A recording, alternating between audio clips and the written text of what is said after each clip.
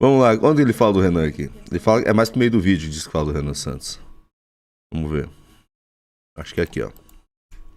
Apetecer ao adolescente Ed, que usa expressões como mogar e refutar. Pitoresco? Talvez.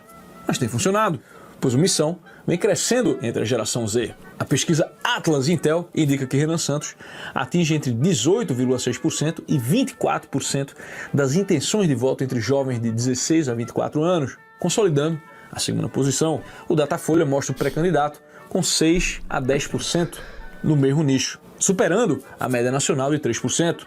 Esses são números importantes para o futuro, caso eles se mantenham. Mas será que isso é o suficiente para gerar uma comoção eleitoral?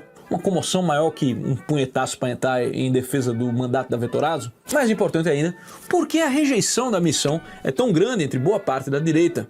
Mesmo a que já acena para um cansaço do bolsonarismo? A resposta não é simples, mas eu consigo explicar algumas coisas do que eu vi, pelo menos. Eu consigo explicar. Basicamente, Millennium não quer dar o braço a torcer que estavam errados. Boomer já tá com a cabeça... Tia do Zap vai ser conquistada pelo Renan. Mas as tias do Zap vão renanizar. Os tios do Zap, não. Eles... Assim... Já era. Em 2015... Inclusive o Rasta. O Rasta só não vai dar o braço a torcer pra não dizer que não tava errado. Quando eu ainda era Porque era muito bom bater no MBL e ganhar os likes, né? Batendo no MBL, like. Jovem roqueiro fazendo turnês insalubres com o Stone Giant, eu pude visitar o professor Olavo Rochedo de Carvalho. Na época, eu lembro que o professor estava estudando Gene Sharp e os seus métodos de desobediência civil. O contexto era justamente a revolta dos caminhoneiros de fevereiro, algo que ele considerou um momento único durante a redemocratização e uma janela de oportunidade. A percepção de Olavo era basicamente a seguinte: os políticos e a elite burocrática não sabiam o que fazer, mas o povo sabia. A pressão dos caminhoneiros era um meio de ação real, uma figura, né? Uma força. Pelo menos o Raça tá sendo muito honesto. Normalmente, quando um filhote de Olavo fala sobre Olavo nessa época, eles omitem a parte golpista do Olavo. Que o Olavo queria dar um golpe de Estado nessa época. O Raça tá sendo bem... o Olavo queria fazer isso. Força que ameaçava o establishment verdadeiramente. Se eu o entendi direito, ele achava que os caminhoneiros deveriam derrubar não apenas Dilma, mas a República inteira, que então teria que passar por um período de democracia plebiscitária direta. Esse era o anarco-olavismo. Anarco não, comuno-olavismo. Anarco-olavismo. Ele queria assembleias populares. Era o comuno-olavismo nessa época. Era, assim, muito comunista. Daí não pode falar, né? Não, é anarco-olavismo. Mas vamos lá. Tinha mais fé no povo do que qualquer esquerdista mesmo. Bom, quando o então MBL fez a marcha pela liberdade, rumo a Brasília... Cara, ele tá sendo muito honesto. Mano. O Olavo inicialmente apoiou. Mas ele nunca deixou de dizer que focar no impeachment de Dilma seria um erro, que o establishment ofereceria a cabeça dela em troca de se manter. A burocracia seria fortalecida e que perderíamos liberdade em troca de carguinhos e candidaturas. O que aconteceu depois, né? Não prova que o velho estava certo, não. Até porque se a gente for começar a usar esse critério, né? Não, porque a janela de oportunidade criada pelo MBL, com as manifestações, levou à prisão, assim, ao esfarelamento do PT. Prisão de Lula.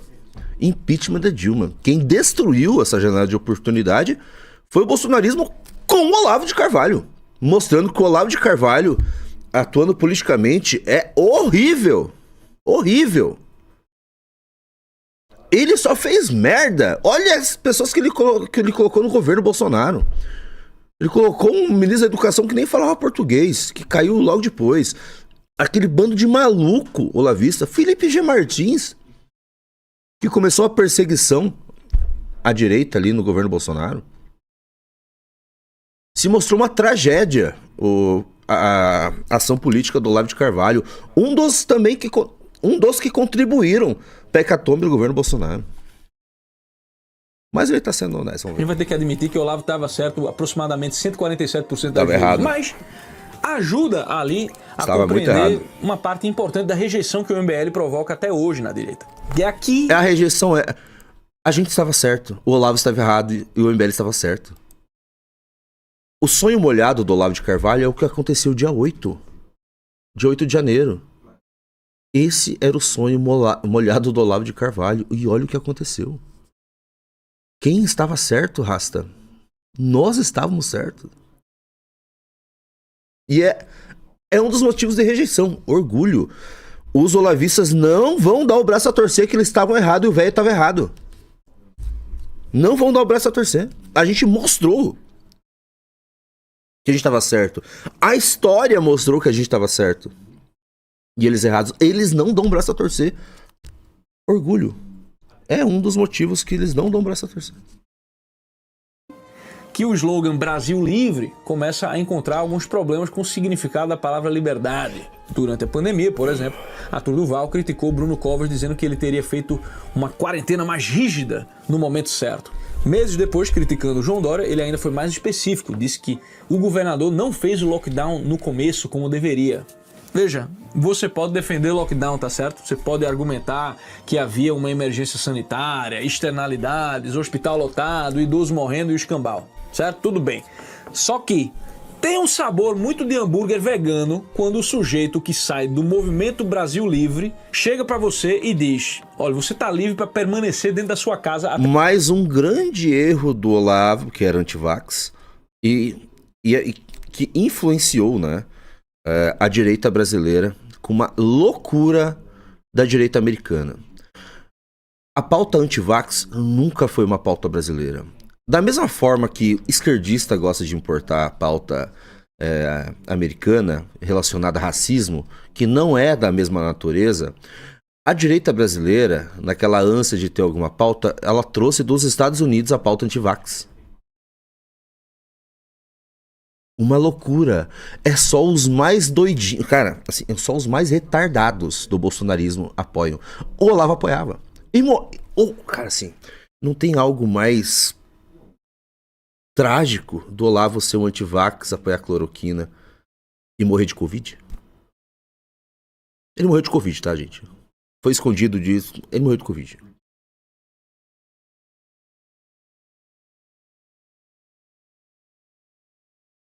É o olavismo. Os olavistas. Os alunos são tão fracos que eles tiveram que ficar importando pauta americana. A direita, a gente também. Todo mundo importava pauta americana. A direita brasileira só fez isso, né? O Zancap, aquele começo, né, liberal da direita brasileira, muito liberal, clássico, só importando pauta americana. Um erro que nós, ao longo do tempo, fomos consertando, né? Até ali no Brasil Paralelo, o Renan explicou, né, todo esse amadurecimento que é você trazer os problemas, assim, né, as doutrinas políticas para a realidade do Brasil, a realidade do que é o Brasil. E ele explicou muito bem quando ele deu o exemplo, inclusive, da questão do Mato Grosso, que consegue se gerir sozinho. Ele tem a classe política e empresarial administram as cidades, e ali é um caso que o governo, o Estado atrapalha mais do que ajuda, mas não é o mesmo caso do Maranhão, por exemplo. Até segunda ordem. Mas não paremos por aí. Olavo acreditava que a Pepsi usava fetos abortados como adoçante. Mano, é que tem assim, tem muita teoria de conspiração que não é tão teoria de conspiração assim. Tem que tomar cuidado também. Arthur Duval chegou a defender na cara de Monark a censura do seu canal e a criminalização de suas falas sobre as urnas, sendo prontamente chamado por Monark de ditador. Se você tentar acessar o canal do YouTube do Monark, fala que no Brasil não tá disponível mais. Mas por causa dessa live agora? Não sei, acabou de acontecer. Por causa que eu divulguei a live do argentino lá, provavelmente. Com certeza por isso. Sim, o que é crime agora, aparentemente? Sim. O quê? Divulgar um conteúdo e falar, Sim. olha, isso aconteceu? Sim. E você concorda com Sim. isso? Você concorda com Sim. isso? Então você é um ditador, cara. Não. Na discussão sobre Eles nunca colocam o resto do vídeo, né? Eles só colocam esse trecho. Uma coisa que sempre tem que ser falada quando entra nesse assunto é o after, né? O que aconteceu depois? Vocês lembram? Todo mundo sabe? Se o Rasta um dia ver, ele não vai ver isso aqui. Meu canal é muito pequeno pra chamar a atenção do Rasta. Sempre quando entra nesse assunto, pra ser honesto, se você é honesto, você tem que colocar o que aconteceu depois. Que é a revelação mostraram que a live do argentino partiu do próprio Palácio do Planalto. Foi algo feito pelos Bolsonaros, pela equipe do Bolsonaro. Foi criada dentro do Palácio do Planalto, aquela live.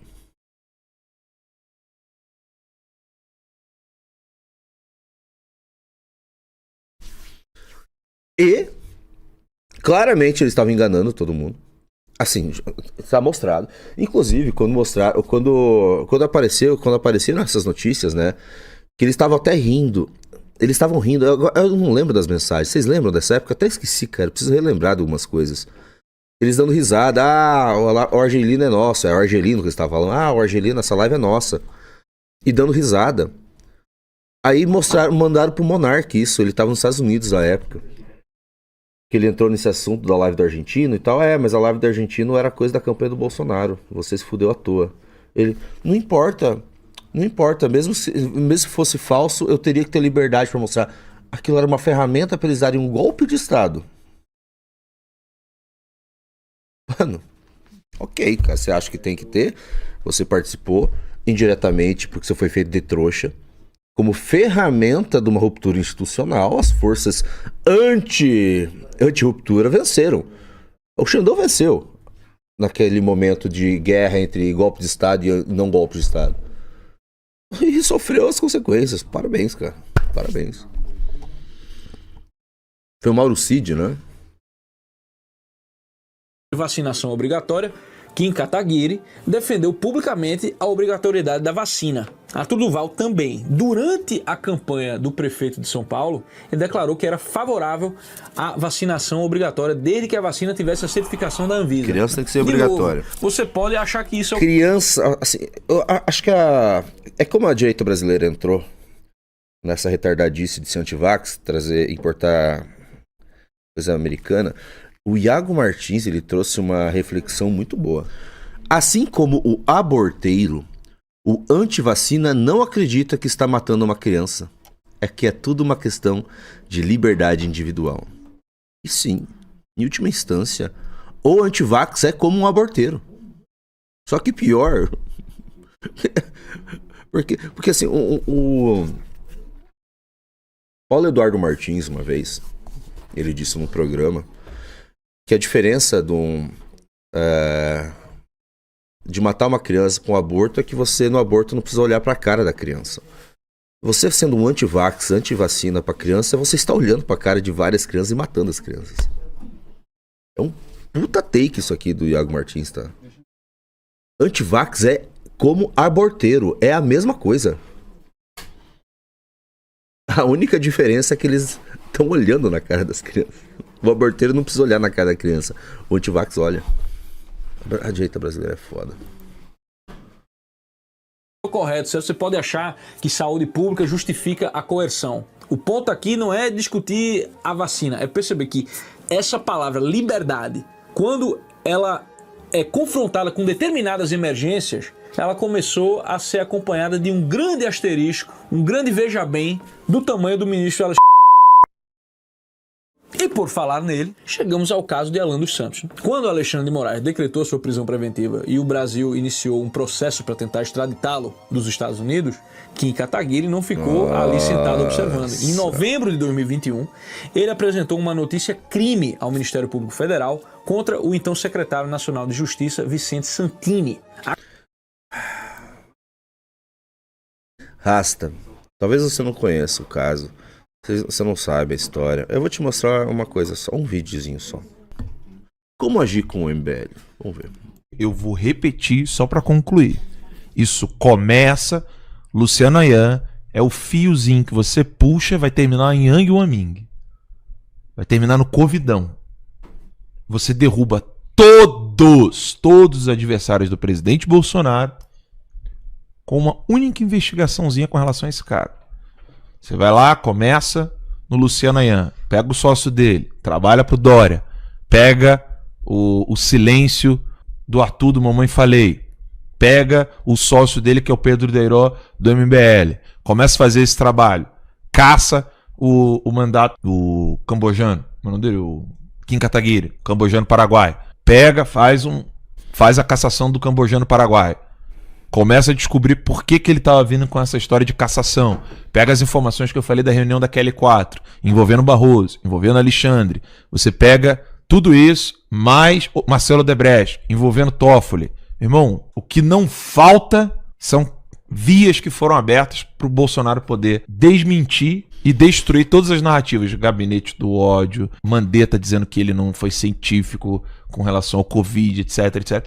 É um turning point tão absurdo que eu acho que até o Tomás, junto com a TT, se eu der umas dicas, eles conseguem fazer. Mas o André Mendonça, o Jorge, o Braga Neto e o Aras não conseguem. Nós temos aqui, senhor Rasta, Alan dos Santos, dando o caminho das pedras para fazer uma operação contra o MBL. Ó, se vocês fizerem uma operação, vocês vão pegar todas as provas que vocês precisam para derrubar tudo isso aqui, né? Pô, embaixador chinês, caçar mandato do Kim, prender não sei quem e acabar com os problemas do Jair Bolsonaro. Eles fizeram essa operação, Rasta. Eles fizeram essa operação. Entraram e levaram os computadores do MBL, levaram os computadores do presidente do MBL na época. Eles não acharam nada. Eles fizeram uma pesca probatória. Eles tentaram prender. Eles usavam a BIM para espionar, para tentar fazer dossiê contra o Kim Kataguiri. Você lembra? O foda e achar era o que eles falaram sobre achar podres do Kim Kataguiri na BIM.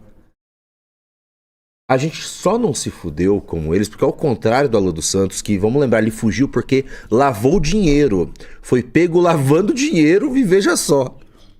Lavando dinheiro de funcionário do BNDES através do superchat do YouTube. Que era a acusação que eles utilizaram para fazer a operação contra o MBL. Para tentar pegar esses podres contra a gente. Então, Rasta. Vamos ser bem... Assim, até hoje. O Alan dos Santos, aproveitando que está nos Estados Unidos, e abriu um canal de TV roubando Lacombe... Vamos lembrar, está chamando o Renan Santos de pedófilo. Ele está à distância da justiça brasileira. Esse cara é um criminoso. Esse cara é um filho da puta. Perseguidor, fez de tudo. Ele usou das relações dele com o Estado brasileiro para fazer operações contra adversários políticos dele. Esse cara é um perseguidor. Autoritário. Acusando de tentar retardar a extradição de Alan. Posteriormente, Moraes arquivou ali a investigação contra Santini, afirmando não haver indícios de infração penal na atuação dele. E o processo de extradição do Alan também encontra resistência no próprio Estados Unidos, né, meu irmão? Que não é essa zureta, porque parte das imputações brasileiras envolvendo crimes contra a honra esbarrava nas proteções americanas de liberdade de expressão. Então veja a ironia da coisa, né? O Brasil Livre nasceu combatendo um establishment, acusando de utilizar as instituições para esmagar os adversários políticos. Alguns anos depois, e não foi nem muito tempo, um de seus principais representantes estava ali acionando o Ministério Público contra um funcionário público acusado de não colaborar suficientemente rápido com um processo que levaria um adversário político de volta ao Brasil para ser preso.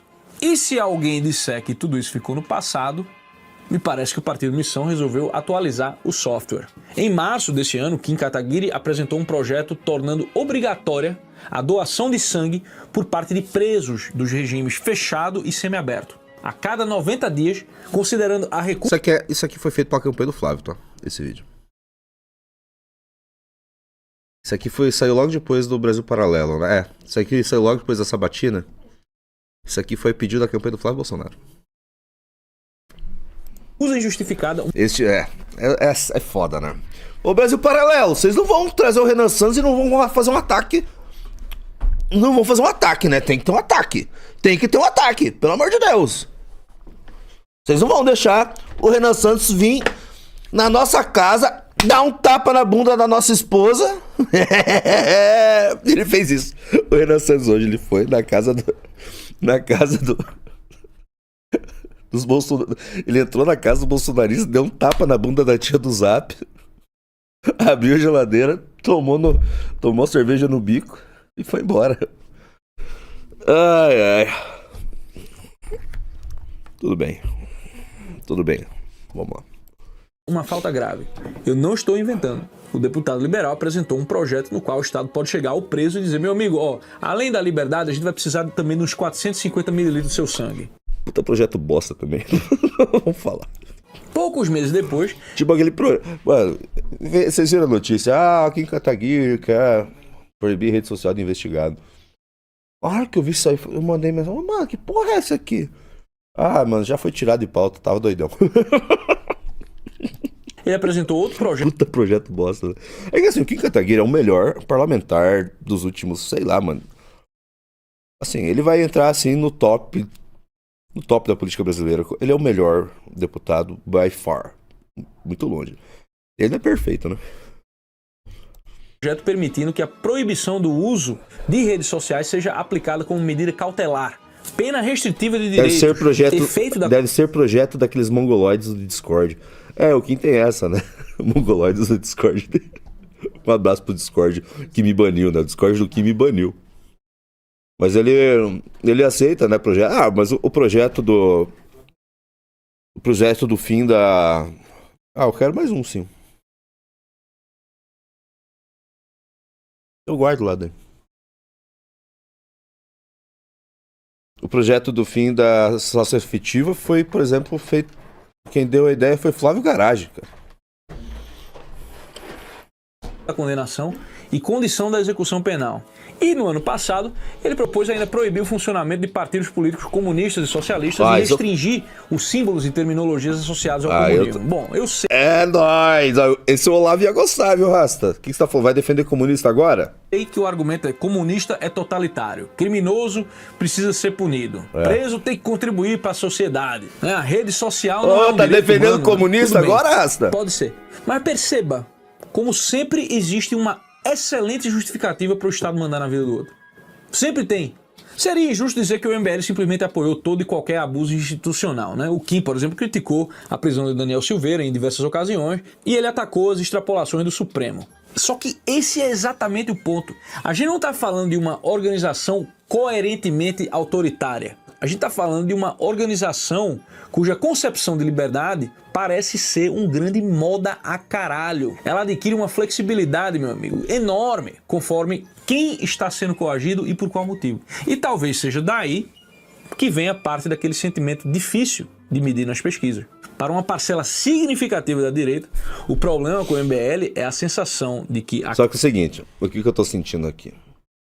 Isso aqui foi um pedido da campanha do Flávio Bolsonaro. Tem que atacar o... Pô, tá, tem que atacar, só que é pisando em ovos, né? Pisando em ovos. Tem que pisar em ovos, né, Rasta? Tem que pisar em ovos, né, cara? Aqueles jovens que apareceram prometendo enfrentar o sistema, rapidamente se engraçaram com a sanha de operá-lo. Os escândalos do governo Bolsonaro foram explorados ali e deram um ar de vanglória acerca da sua própria pureza. Pureza essa que tem, vamos combinar, né, meu irmão? Tem o mesmo valor da castidade da Marina Silva. Quando é visto o que fazem com os seus opositores, quando ainda não tem poder efetivo para fazer muita merda, fica sempre aquela pergunta, né? O que é que eles farão efetivamente? O quê? Cara, assim, o que a gente fez fora do poder com nossos opositores?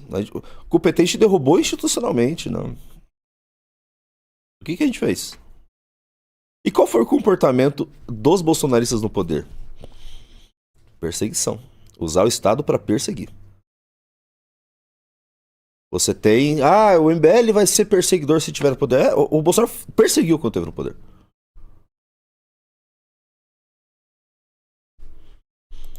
Quando tiverem algum. E agora, Renan Santos, que tem um excelente gosto para baterias e para guitarras, infelizmente aí está preso pelo riquibonadismo cultural, né? Free Renan Santos. Ele aparece dizendo justamente o contrário, né? Que o Missão é a ruptura que chegou ali, a geração que finalmente vai enfrentar os interesses instalados, vai prender bandido, vai destruir os privilégios e vai realizar aquilo que Bolsonaro prometeu, mas não conseguiu fazer. Quem vai arrumar a cura para isso aí? É lógico que sou eu. Eu proponho o seguinte, meu irmão. Em uma mesa de RPG, Alan dos Santos, Renan Santos, Monark, Arthur Duval, Flávio Bolsonaro, Chief e Nando Moura. Gorgonoide de DM, D&D versão 3.5, certo? Patrocínio do velho da van. Depois dessa partida, meu amigo, longe das câmeras, ambos se juntam e definem um novo teatro das tesouras, né? Missão e bolsonaristas ali carregando a tocha do que PT e PSDB fizeram. Que tal?